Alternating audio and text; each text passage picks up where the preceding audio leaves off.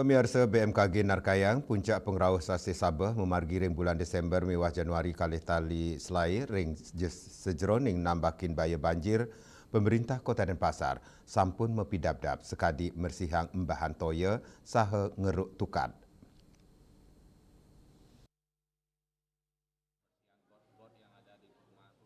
Wakil Wali Kota Denpasar, Kadek Agus Ariwibowo mawasang, ring sajeroning nampenin pengrauh sasi Sabah, sane ketarkayang memargi ring bulan Desember miwa Januari, Pemkot Denpasar sampun mepidabdab nambakin banjir, cili tunggilnya nih, mersiang gena embahan toye, miwa ngeruk pat-pat tukat ring Denpasar.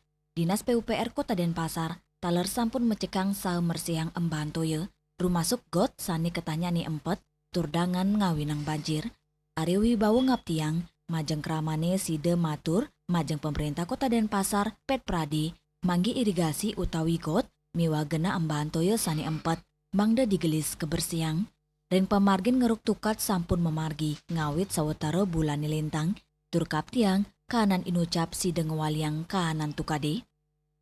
Dari Dinas PUPR sudah selalu rutin untuk turun melakukan penggelontoran, kemudian juga drainase kita sudah perbaiki, kemudian juga pembersihan got yang ada di rumah itu kita rutin kita lakukan dari pemerintah kota. Nah, kami sarankan kepada masyarakat Kota Denpasar kalau ada titik-titik yang perlu kami turun, baik itu sungai, kemudian got, kemudian drainase yang mungkin belum berfungsi maksimal, mohon segera diinfokan kepada pemerintah Kota Denpasar. Kami akan turun untuk melakukan penggelontoran.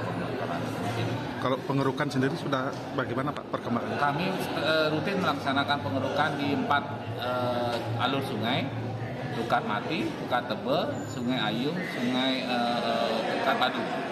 Nah itu kita petakan di mana titik-titik yang perlu kita gelontor atau pengerukan, kita lakukan pengerukan mungkin itu bersama BLS. Pemkot Denpasar staten niaga yang tim untuk nampenin penincapan kasus-kasus kegawat daruratan selami pengerau sasi Sabah nemangkin. Riase, Bali TV.